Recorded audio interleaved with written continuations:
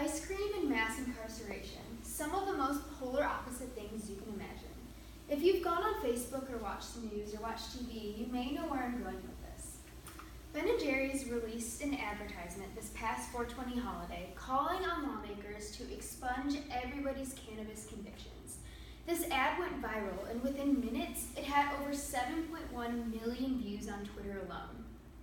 It's not unusual for our media to mimic current trends in politics, and this isn't the first time that ads have pushed for political action or change within our society. Toxic masculinity in Gillette, activism in Pepsi, racial injustice in Nike. Now more than ever, companies are capitalizing off of our polarizing yet challenging political and social climate.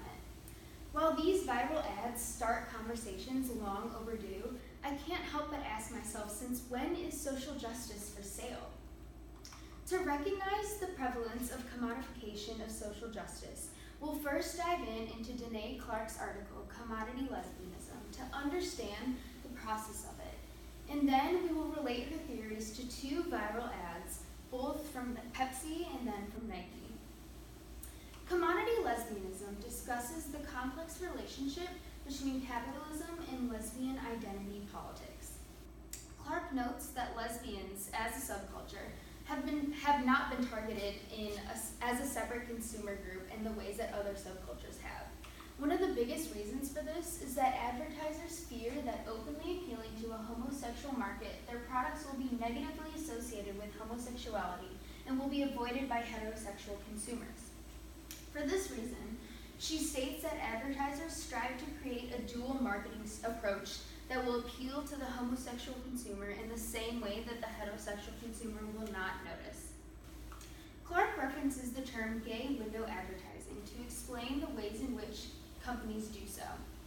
By depicting only one individual or same-sex individuals within the frame, advertisers avoid explicit references to homosexuality.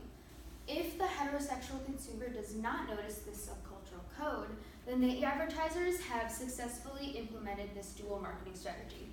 Clark notes that choice is regulated in certain ways here. For instance, gay window advertising appropriates lesbian subculture style, incorporates its features into commodified representations, and offers it back to lesbian consumers in a packaged form that is cleansed of identity politics.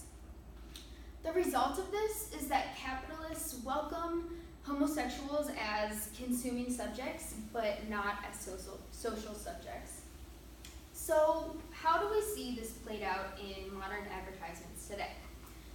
In 2017, Pepsi released a controversial ad depicting Kendall Jenner as an activist who offers a police officer a can of Pepsi as she joins other activists in a demonstration.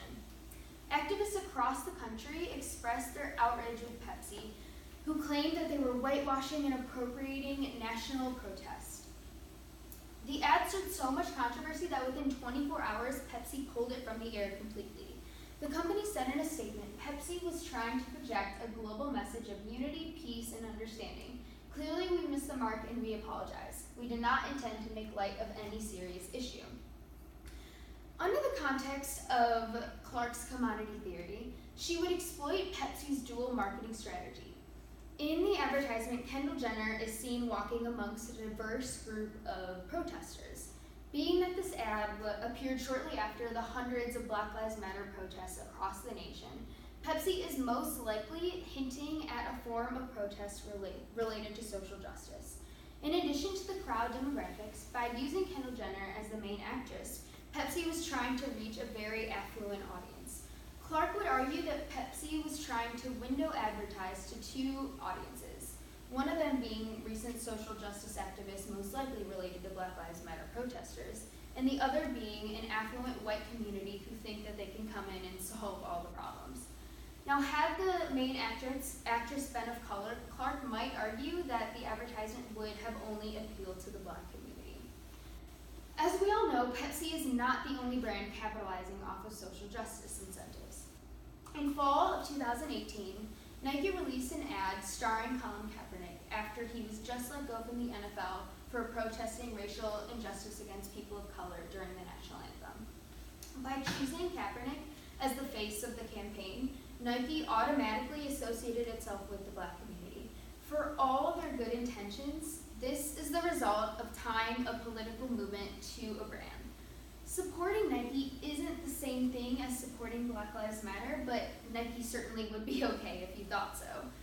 As per the consumers of Nike, Clark might argue that Nike customers now choose to make a statement when choosing Nike over other brands.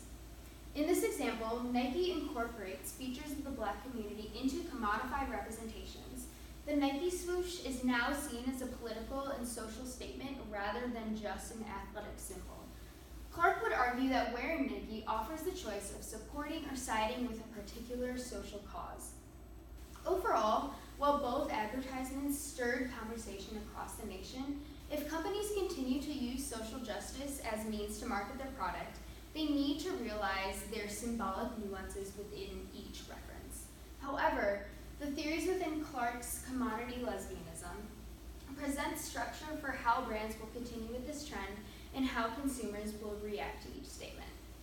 Thank you for coming to my TED Talk.